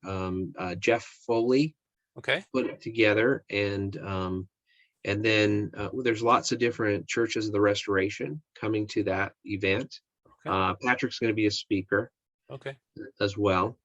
He was there earlier this year. There was one as well, and we went to that, but we were not a speaker, but we'll be speaking at that. Okay, that's interesting. That's right. Patrick was telling me about, he went to it earlier this year. Yeah, so just so you know, Patrick had a Book of Mormon rally in Independence, and I was one of the speakers at that. Right. So I have that connection with Patrick, that I'm very close to him. And actually, he had a service in his basement, and I came a little late. And I come and sit down there, and he had me do the closing prayer for a Restoration service. I don't think there's been too many evangelicals have done closing prayers in Restoration meetings. Well, anyway, in closing, I would just say that the opportunity to represent Jesus Christ in the latter days, he lives. I know that he lives. I know that he knows who you are. I know that he knows who I am. I know he cares about us. I know he's absolutely the Prince of Peace, and leave that testimony with you. Okay, well, very interesting. If this does air beforehand, of course, it'd be in November 13th and 14th in Independence, Missouri. Are you going to have anybody at the Thrive conference? Are you sending any missionaries to the 14th? They're having like a big Thrive event. Do you send people out to that one? Where's that at? Well, John DeLynne's putting it on. It's November 14th. It's in Utah somewhere. Oh, you know what? It hadn't come up, so maybe not. Okay. John DeLynne is really not very pro-Mormon. Oh, so. No. Yeah, I know, but I know you guys aren't afraid to go butt heads with us evangelicals. So right, yeah, and we're not so much that we want to argue or anything like that. Yeah, but we'd rather defend the faith than anything. Okay. But yeah, thank you for reminding me that. Well, I'm going to consider that. Thank you. Okay, great, dude. Thanks for coming on. I appreciate it. Yeah. Good to meet Okay, you, Steve. good meeting you too. So folks, this is just interesting. They're just lining these people up and I'm gonna ask them questions, and this is really fun. So okay, somebody's about to pull up and Yep, tell me your here I name. am. Well, my name's Dan Hatch. Dan, and welcome to Worth pointing out that Ann Hatch, you had Ann Oh. Hatch on earlier. This Yeah. is Dan, her husband. Yeah, that's my better half, okay. the smart one. Okay, all right. Yeah, the matron of the temple you're married to. What's that feel like? Well, hey, I'm privileged to be able to work with her. I'm also the temple president myself. Oh yeah, So- of course. Yeah. So, and that's actually one of the things that wasn't mentioned. David Patrick is a temple president as well. Okay. So just in case you were wondering, I imagine it's an honor for you to be the temple president. absolutely. I have learned so much by occupying that position and helping others and everything. That's been one of the greatest blessings of my life. How often do they conduct the temple ceremonies? Well, we do that once a month, usually the second weekend of every month is when we try. And then if there's a conflict with something, but we'll have a session usually once a month. And of course, during COVID, that was difficult. We had to spend several months without a temple session. How did it feel like to you not being able to participate in the temple for that extended period of time? Well, for myself personally, and then feeling the feelings of others all the way around, we all missed it. I mean, we yearned for the temple. We yearned to be able to go back to a session. This was probably, like I said, this is one of the times that we get together as a people and we're able to focus. It's a very important learning experience for everyone there. And then, of course, especially when new people go through the temple and take out their endowments for the first time, and then especially those that were LDS and are able now to see how the endowment really works and how much has been lost over the years. Wow, that's interesting. So were you raised LDS or were? Yeah, I could say yes and no. Okay. When I was a small boy, I was a Southern Baptist. Oh, interesting. And Okay. then my father, he converted to the LDS church. And when I was 15, I converted to the LDS church, went on an LDS mission, and then came back. Now, what from about your that. mother? Did she convert or was she around? No, she was not. My mother and father, they were separated when I was about 6 years old. So time. you attended the Baptist church. Where was this at? That was in Garden Grove, California. So was it a Southern Baptist or a regular Yes. Baptist? No, it was Southern Baptist. So did you have a born again experience? Did you ask Jesus into your heart as a child? You know, to be absolutely honest, I don't remember that as strongly. I do remember being baptized, and I remember my sister being baptized, and she was like 3.5 years older than I was. But it wasn't a major experience to me as it was when I was actually converted and really was allowed to understand what it was to actually become a Mormon. Because my mother actually, she made me promise her I wasn't going to become a Mormon until I turned 21 years of age. Well, I broke that promise. And I became a Mormon when I was 15. I was disowned by my mother until she realized that Mormons weren't all that bad. She thought we were all conscientious objectors and grew horns, etc. But wasn't quite the case. So did you reconcile with your mother? Oh, yes. As a matter of fact, the reconciliation came when she got a letter from the United States Marine Corps saying your son's about ready to graduate United States Marine Corps. Well, that was a big family tradition in my family, serving in the armed forces and especially the Marine Corps. That was a great thing. So my mother shows up and my grandparents and my sister, even though they didn't care much for Mormons at the time, but they realized that, or I should say my mother realized that her son didn't turn out too bad because, I mean, I got meritorious promotions and everything else all the way up through the ranks. And she realized that me being a Mormon was not a bad thing at all. Interesting. So then how long were you part of the LDS church, and then what led you down this path? What led me down this path was shortly after I returned from my LDS mission, and I went to the Geneva, Switzerland mission.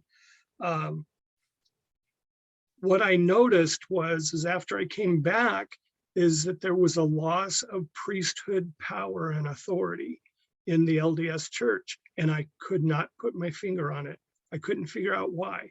There were more and more men that were called basically as administrators, but not inspired.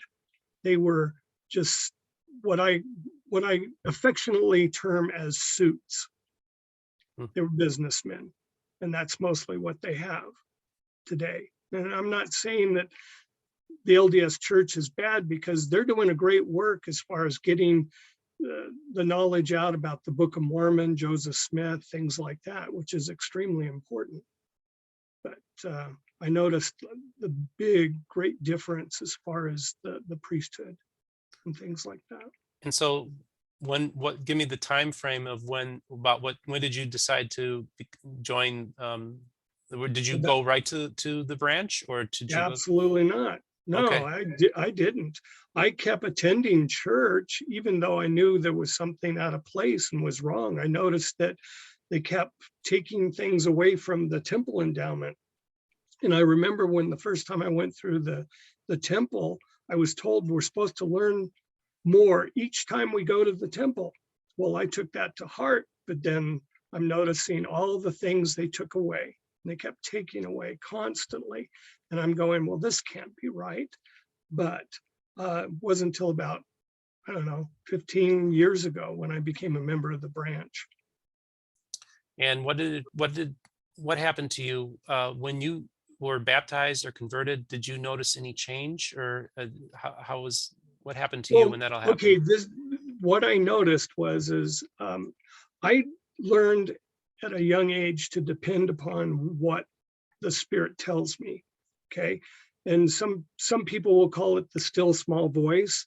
Well, for me, usually when the Spirit talks to me, it's not in a still small voice. It can be very loud and very clear and very well understood. And I learned that at a young age, even in the LDS church, and then being on my mission. And well, what had happened was I just remarried Anne at the time, and we were starting on our journey together. And I got a phone call from someone, and during the phone call, she's talking to me, and I'm just listening. But then the Spirit said, yes, you need to go to this person's house. You need to listen, and you will learn and find what you're looking for. And so I did. And yes, I did find what I was looking for. I found the priesthood once again. I found men that are honorable. I found the power of the priesthood and the signs of the priesthood. And I found the things that I knew the LDS church had lost and was missing. And then at that very moment, I realized this is the direction I need to go. Wow. And so then you joined this new body, and what was it like? Was there culture shock? Did you feel at home right away? Well, I felt at home in my spirit, in my heart, which was the most important thing. I try to follow the Spirit whenever I can. I didn't join instantly, and I tried to get my wife Anne involved with that. And at first she goes, hang on. I'm going, what? And she goes, well, you understand those people live polygamy. And I go, no, they don't. And she goes, yeah, they do. And I'm going, no, you're kidding. So, because the honest truth was, if I had actually thought about, I'm looking at something that was fundamentalist, the instant thought was, yeah, it's the FLDS or something. I would have been putting up the cross and going, oh, no way, I'm not getting involved with that. However, the Spirit told me something different. And so I found it interesting that okay, what I realized was this: if the priesthood is there and these are the men that hold the priesthood, then anything else that follows would be correct if the Spirit dictates that. And I'm going, okay. So it took a little while, and she was reluctant at first, and then I talked her into going to a Solemn Assembly, and we both went. We hadn't been baptized, but we both got baptized on the same time.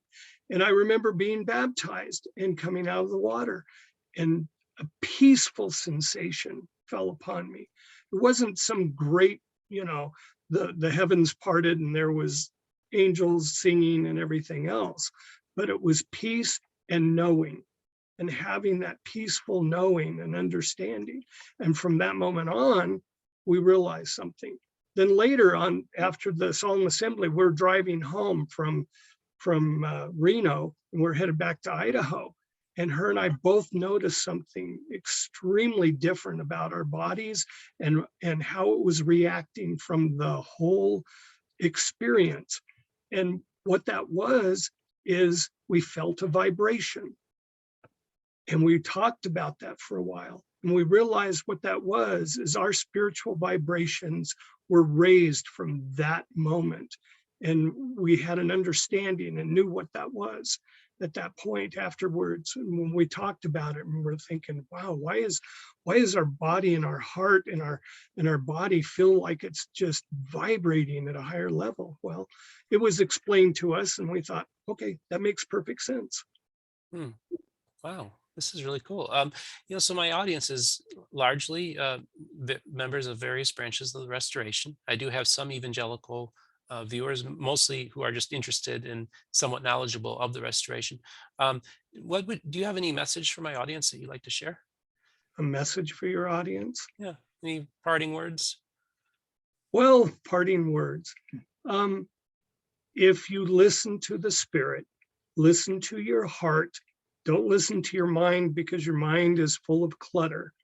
As there's a scripture that the Lord talks about, I will come at a time when ye think not. Most people take that the wrong way. They think, well, I'm going to come when you're not expecting it. That's not it. I'll come at a time when ye think not. Empty your mind, open your heart, and when you feel the Spirit, that's the direction you go. You be guided by what your heart tells you, not what your head tells you. And that would probably be one of the messages I would pass, because even in the temple, we learn that the temple is where we're there to learn, and it's the heart of the people that's in the temple that matters the most. Wow. Okay. Well, thank you. I just have a quick question. What's your favorite story in the Book of Mormon? My favorite story. Gosh, I don't know if I really have a favorite story. Favorite Bible story? Oh, no, actually, I'll take that back. I do. And it's about Alma. Alma, when he came across Abinadi, and Abinadi was preaching. And the story that I learned and understood from it was, I used to study a lot of Isaiah and understanding covenant blessings and covenant curses. And Alma was still under a covenant curse because he was living around the wicked King Noah at the time. And he was one of those priests and such at the time. But when he converted, and then he took the people with him, those people were living in wickedness as well. Yes, they were baptized. Yes, they were moving on. Well, then all of a sudden, and the Lamanites came across and they were captured. Well, being captured was part of the covenant curse for living in wickedness. However, they had a delivery. And the delivery is that they were able to escape from that.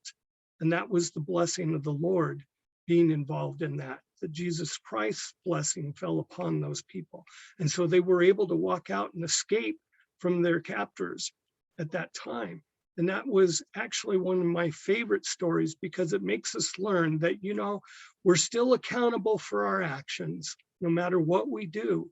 But if we are willing to repent and change our lives, there is the escape clause, which Brother Benjamin would probably know real well about writing those in contracts.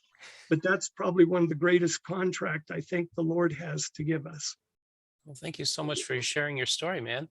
You're very welcome, Steve. And I have watched, I think, a podcast or two of yours, and I do enjoy you. And I've watched some with Rick Bennett. My wife gets me into that from time to time.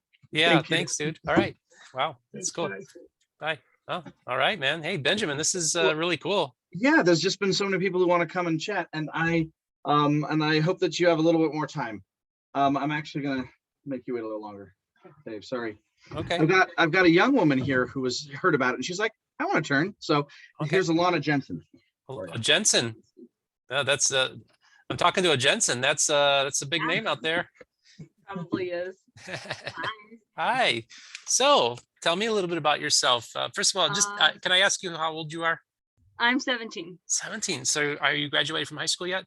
Nope, almost. I have 3 subjects left, and then I have my high school electives. So do you are you involved in high school sports or activities at all?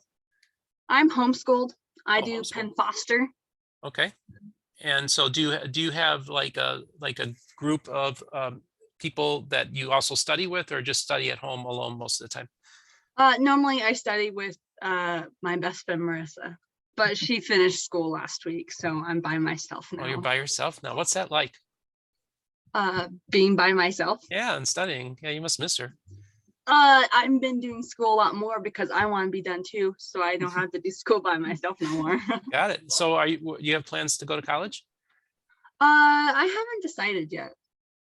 Okay. And so if you didn't go to college, what would you do? I would probably turn my name in. Turn your name in? Thinking about getting married. Oh, understood. Okay, thank you for clarifying that. So do you feel like at the age of 17, 18, you'd have to be 18, I think, to get married, right? And do you feel you'd be ready to get married at that age? No. Okay, so you're going to school, aren't you? I was thinking about working, Okay, earning money. yeah, I think that's smart. Make some money, get independent, maybe get your own apartment or something, you know? Is that something you would do normally, or is that in the plans? Or It's in working progress, okay, so what I can say. what's it like going to a church that a lot of people don't really know a whole lot about or understand? I would say it's weird because I grew up in this church. Mhm. So just going over, let's say I went to Sunstone like 2 years ago, and all these other churches are talking about what they believe in. And I'm like, cool, this is what I believe in. And so you're 15 years old and you're telling people what you believe. How did that go? People looked at me, it was so weird. They're like, how old are you again? I was like, I'm 15. It's like, I'm Alana. It's like, nice to meet you. This is what I believe in, and this is what I know of it. It's like, here you go. And they're like, okay, so this is what I believe. I'm like, okay, you can believe in what you believe in, I can believe what I believe in. 2 separate things. Okay, well, live and let live, right? Yeah. So, oh man, let's see. What do you think about the world that we live in now? I mean, you're 17 years old and you're entering into the world. What are your thoughts on it? I'm kind of scared, to be honest, Yeah. to enter the world and be like, oh, and darn it, now I have to pay taxes. That's good. I like that. Benjamin, I think we got a future libertarian. Yeah, I think so. So that's awesome. So, okay, let's see now. Are you allowed to date, or how does that work? I'm not allowed to date. Okay. And like television programs, what kind of program are you allowed to like watch rated R movies or PG, or how does that go? My parents, like every family's different. Like my parents, my mom doesn't watch TVMA. She watches some R. She's like, okay, I'm going to show you this R-rated show. Don't tell your father. Is how it goes. What about social media? My dad would fight about this. Social media. I'm not allowed to have social media on my phone or go on any social media, to be honest. Okay. And Only because my mom preferences it. Like some parents, they'll be like, oh yeah, you can have Instagram, TikTok. And I'm like, yeah, I got nothing but video and phone calls on my phone and music. I can listen to music. I really like music. Will It's basically what I Will they let you subscribe to Mormon book reviews on YouTube, my channel? I can't have YouTube on my phone either. They can't even have, oh, okay. Well, maybe they can make an exception. I don't know. Just thinking. So I'll talk to them about it. yeah. Well, you'll be talking to all the restoration people you were talking to at Sunstone. So do you feel like you're missing out by not being involved with social media? No. Not at all. That's interesting. Do you feel maybe it's actually better that you're not doing it then? Probably. Why? Why? Why is it better? Why is it better? I have no clue what to say. Okay. Well, You show me a piece of paper and I have no clue how to word this. okay. So we're having fun here, folks. This is not live, but it's got that live feel, that live vibe to it. So if you were talking to younger people in my audience who are LDS, what would you say to them? What would be your words to them? I got to think about this real quick. Yeah. That there are other churches out there, and that instead of staying where you're at, it's good to go and look around to see what the spirit or how you pray and see what you get the feedback of, and which one you feel, not what other people tell you, but what you feel is the right church. Now, have you done that yourself? Yeah. You've gone to other churches and felt the spirit, or didn't? I've looked up upon it. Like I've read up on what they believe in and what they tell about how they do certain things. And it might sound a little biased since I've been raised in this church, but I feel like this one just kind of makes me feel happier. That's understandable. So you're happy to be in the church, and you're happy not to be on social media. You can't wait to graduate from high school. And would you say basically you've had a good life so far? I would say, yeah, but all lives have their roughs and edges to it. So.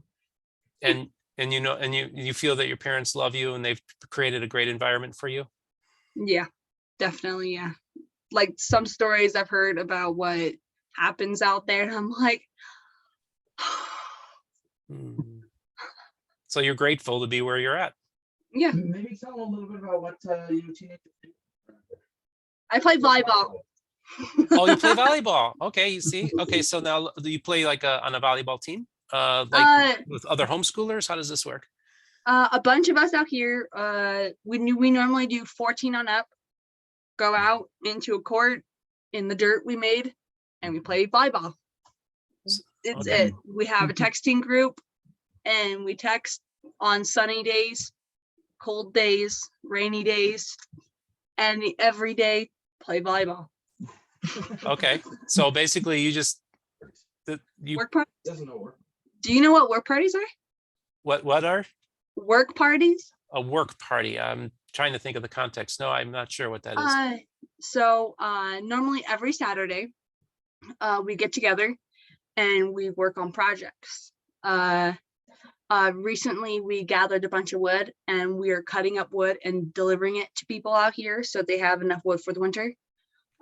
We also have been canning a lot and cleaning up like we can and bottle foods for the harder times. Yeah. Okay. So were you in the Relief Society meeting tonight? Today? Yes, Yeah. I was. And so what's it like to be in a Relief Society meeting as a 17-year-old? I sit there and I listen and I shake my head yes. I make comments, and then I feel real proud of myself when I get them correct, because that happened. I was like, yeah. But hey, yeah. Benjamin, why do I have a feeling I'm talking to a future Relief Society president? Oh, I hope so. Really? So, she was like, I'm so proud of myself when I know the answers, right? But you have to tell us, what were they talking about? They're talking about marriage, actually. Oh, really? Yeah. They're talking about how, hold on, I got word this correctly. How how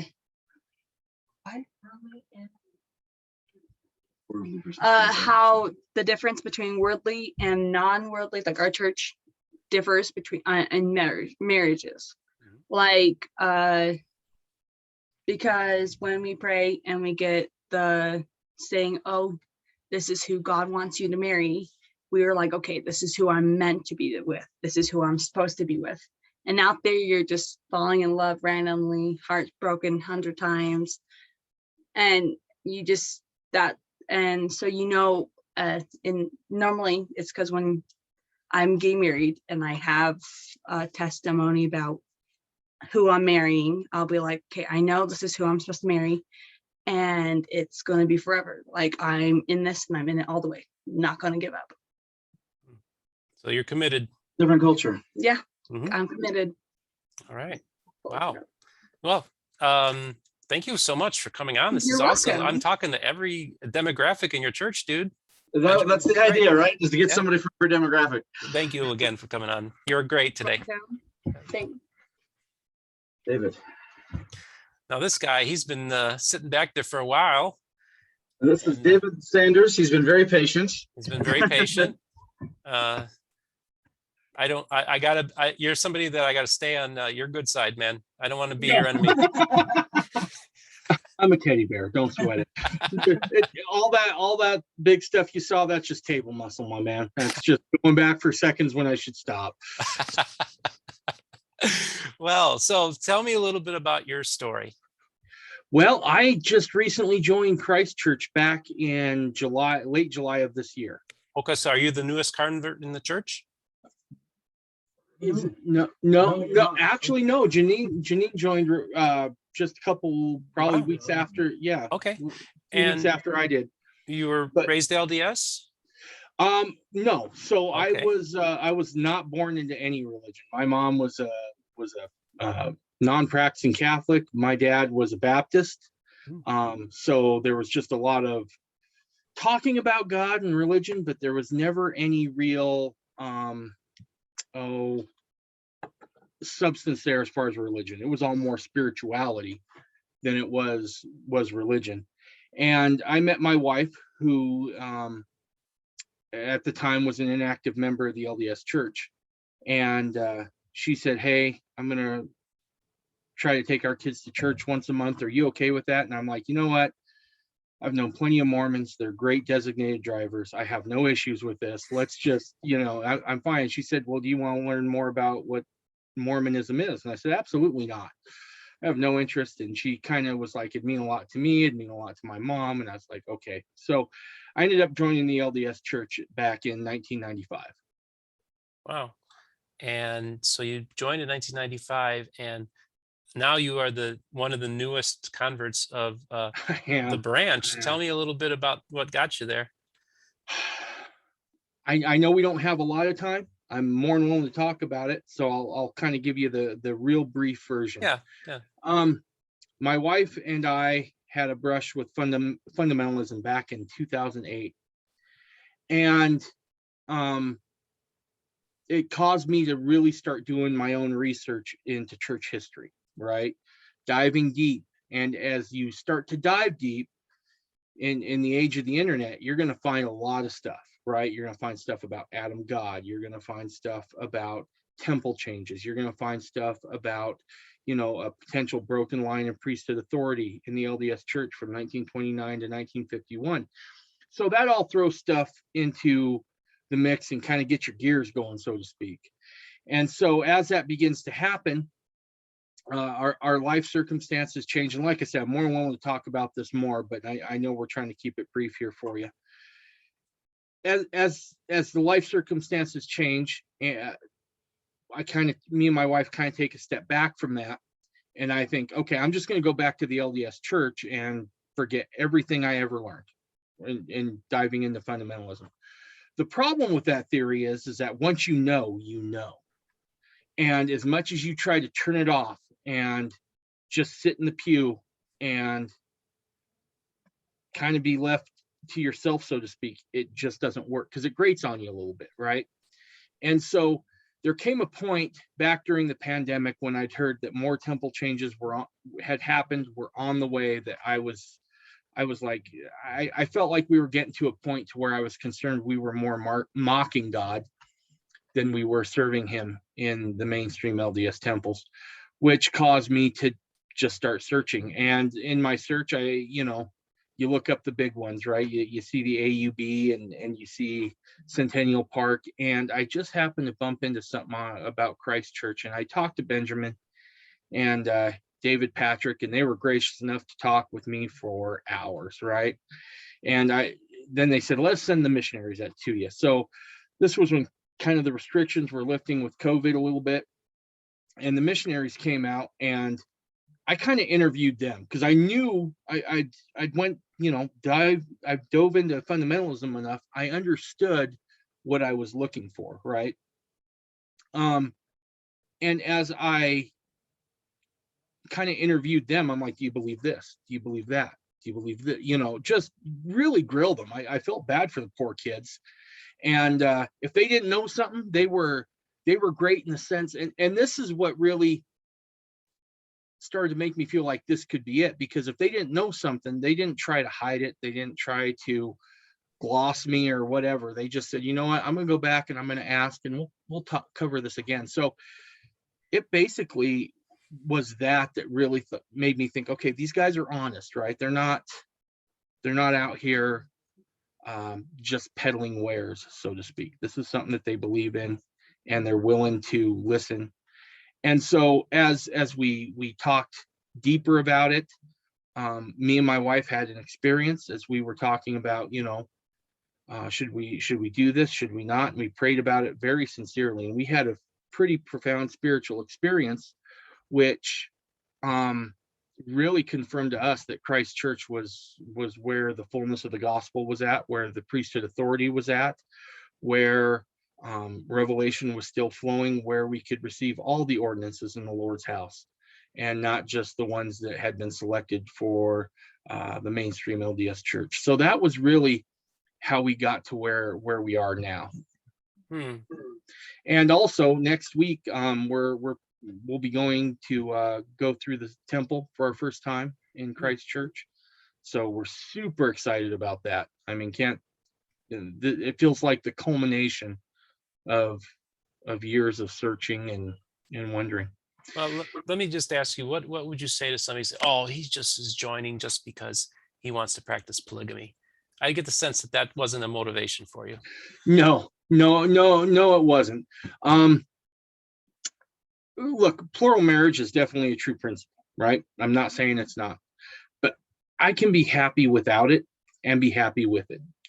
What I'm more concerned about is doing the will of the Lord, being where the Lord wants me, and then receiving the blessings that the Lord has for me. So this idea of I'm doing it just to live plural marriage, nothing could be farther from the truth for me. I don't know what happens in other groups. I mean, I was content to go until I discovered Christ Church. I was content to be an independent Mormon fundamentalist. The problem with that is the more I dug into the scriptures, I realized that part of, a big reason for the Lord restoring the church was to bring forth the Zion. Well, you can't really do that as a lone ranger. Yeah. As a lone ranger, right? You have to gather with people, you have to work with people. And also there's a certain refinement that comes along with that. So while definitely plural marriage is a true principle, that wasn't my motivating factor. My motivating factor was doing what the Lord wanted me to do. Wow. Very interesting. So, my mind could go so many different directions on here. It was so fascinating talking to you guys. And like I said, I gave you a real short condensed version, and because I know Benjamin's trying to keep it brief here. Well, you know what? Let me just so you're one of the most recent converts to why don't you just share with my audience some final words, maybe something you'd want to impart to them? I would want to impart to them the idea that God is a personal God, that he is not a God that is distant, that if you seek him, he will answer. If he answers a guy like me that has as many flaws as I do, I know he'll answer anybody else. So in whatever search they're looking for, get on your knees, humble yourself, and ask your Father in heaven. Knock and it will be open. I can bear testimony to that over and over and over again. And be humble enough to receive the answer and then act upon it, I think is the other. I've certainly made my share of mistakes about asking for things and then being like, well, that can't be the right answer. Sometimes we have to be humble enough to accept whatever it is that's given. Oh, well, man, appreciate you coming on. I am so impressed with the group that has been presented to me, and thank you. I mean, Benjamin, this is really cool. Yeah. Thanks. Yeah, Appreciate it. Thank you. Thank you. Yep. Thank you. All right. Send me some dinner. All right. So So anyways, yeah, this is fun. it was very informal. It's just people who were passing by who said, "Oh, I want to do that," Yeah, or this "Hey, is I great. want to say something." So I just roped in people at random, and so I hope that we cover the demographics like you said. We did. Okay. Now I still have this long list, Benjamin. I think we're gonna have to do another one because it's 9:45 here in the East Coast, and ooh, that's pretty late. yeah, and so I would love to have our this is a special episode, so I don't know exactly when we'll do it, but then we can shoot an episode where we maybe talk about your views and questions like that. Let me just go through my list here and see if there's anything that I wanted to maybe mention to you or ask you about. Oh, I did find out one thing. You guys do practice the word of wisdom in your group. That's correct. Yes. The word of wisdom, really, what is a commandment? We actually discussed this a little bit in one of our Solemn Assembly sessions today. That commandments are really instructions in our view, in our Mormon view. We don't view commandments just as like there's a view of right and wrong that talks about God as being offended or angry, and us needing God's forgiveness for offending God when we sin, for example, right? But we often take this a little bit differently. In Doctrine and Covenants section 82, it says this. So I found the passage, and I'll just read it to you. It says, the Lord says, "I say unto you, I give unto you a new commandment, that you may understand my will concerning you. Or in other words, I give unto you directions, how you may act before me, that it may turn to you for your salvation. For I, the Lord, am bound when ye do what I say, but when ye do not what I say, ye have no promise." So yeah, that's DNC 82, 8 through 10. And basically that's the way we view sometimes this question of sin, or this question of what is a commandment, what is it when God tells us to do something. It's not just that God is arbitrarily making up something, or that God is just explaining his personal preference about something. It's not an opinion. When God is expressing a commandment, he's teaching us what to do. He's giving us instructions because there are results, there are consequences to our actions. And he's saying, look, I'm giving you a commandment because I'm teaching you, I'm giving you instructions so that you'll know how to act, so that it will turn to your salvation, so that it'll be to your benefit, essentially. Interesting. I have another question for you. One of the first thoughts that hit me when I saw the gentleman wearing the yarmulke in the service was, okay, this is interesting. They're obviously integrating some Jewish aspects back into their worship services as being revealed. The obvious question is, why aren't you doing services on the Sabbath, which would be Saturday? There's a lot of interesting history to that. That's never really been a robust part of the Restoration. Joseph Smith met on Sundays. I think it might be an interesting innovation that may happen sooner or later, but again, I generally interpret the scripture. For example, he says, on 6 days he did all his labor, on the seventh day he rested. Well, which day is the seventh day? This actually reminds me of something rather hilarious that happened to me. I lived in Taiwan for a couple of years, okay? And there's a Seventh-day Adventist hospital in Taipei. and a pretty good community. The Seventh-day Adventist Church is all over the world. But I realized the problem. I thought, oh my goodness, they're going to have, how do the Seventh-day Adventists handle being in Taiwan? Because in Chinese, it's Liuzhi is Saturday. It literally, Saturday is called the 6th day of the week. That is the name of the day. That's what's written on the calendars. Every Saturday is the 6th day. So I said, wait a second, are you guys the 6th day Adventists? Right? And they said, no, because of that problem in Chinese, we are the Lord's Day Adventists, literally translated in Chinese. And I remember, and I read an entire book of Ellen White's about this, and I've contemplated this question: Saturday Sabbath, a Sunday Sabbath. My personal view is that the Lord wants us to take one day in 7 as a day of rest. I don't know if it matters where number 1, 2, 3, 4, 5, 6 is, but when you get to number 7, stop and take a day off. You know, and there's arguments about whether or not historically it's been transmitted correctly, whether or not, you know, any of that. And so as far as I'm concerned, I'm not sure that it's changing the commandment or changing the observance of the Sabbath for it to be one particular day or another. It seems to me that throughout history, there have been plenty of opportunities to lose track of exactly which day was the original 7th day as well. So, but, you know, maybe I'm just making some justifications. I know some people are feel very, very strongly about this. There's a few in the Restoration, other groups that feel very, very strongly about a Saturday Sabbath. And I guess I just don't have super strong feelings either way. Now, if the Lord were to reveal that the Sabbath is Tuesday or something like that, I'd be like, no problem. Let's do it. You know what I mean? Mm-hmm. I'm happy with whatever the Lord tells me, but I just don't know that that's ever been one of those questions that's really been, I don't know. It's just not as prescient, I guess, in my community. That's good. That's good. Interesting. So I was talking to a couple people about you, and actually I was mentioning it to Christopher Thomas when we do like our weekly sessions. And I told him the one thing I like about Benjamin is that he is a fundamentalist, but he's not a dead ender like a lot of fundamentalists are in my movement.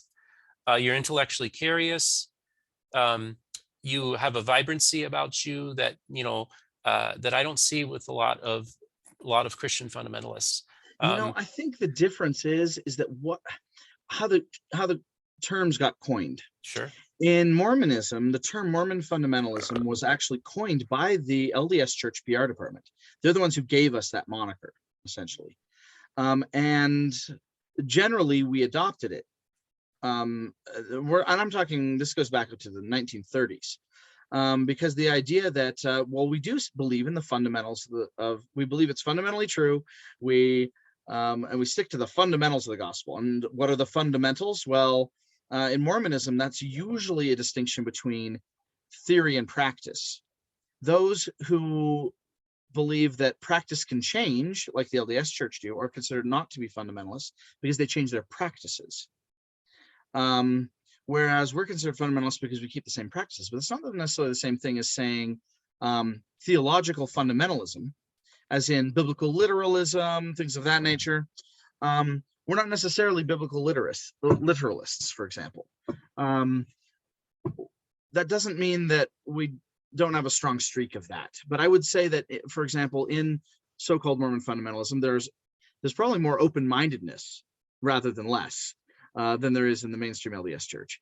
However, there are some just fundamentally minded people as well who are very, very literalist. They're also in my church. But I think one of the most liberating things, it was such a breath of fresh air for me in coming into Christ Church, is here we can actually disagree. We can debate openly about, well, what does this mean? What does that mean? And there are times when we have serious differences with each other on some point or another, but those points do not divide us. We view those as a great opportunities to seek further revelation, to come into a unity of the Spirit rather than a unity of orthodoxy that's enforced essentially as a form of literalism or fundamentalism. Instead, we come into a unity through the Spirit and working it out together. Well, Benjamin, it's this was really, really fun tonight. I had to stay on my toes the whole time. Oh, I know. I just kept putting different people in front of and you. it And was it's like, well, great. what am I going to talk to this person about? Because I had no notes, no preparation. I had notes. I thought it would be a handful of people and I'd ask you questions in between, but it turned out to be really, actually, I'm really glad the way it turned out. It was fun. We're good. And Good. it talked to a lot of interesting and diverse people. And you know what, folks, you watch what you saw tonight and you realize that a lot of the stereotypes that you have in your mind are going to be blown away, because you actually got to hear their stories, and not through some prism or through some filter, but just a Yeah. raw interview where they just let the people talk. And I don't try to editorialize, just let people talk and ask the questions. And I think it's an important thing that we have more of those kind of conversations. Yeah, and there was literally zero preparation and zero warning to any of the people who talked to you. They all just came in and talked. They're good. Well, I guess Paul says you have to, have a ready answer, and they all seem to have one. So, Yep. Okay, well, that's good. all right. Well, hey, I just want to thank you, Benjamin, for coming onto my program today. And I want to remind my audience to like and subscribe and hit the notification button to be informed when a new episode is coming out. Peace out, everyone, and have a great day. Good night.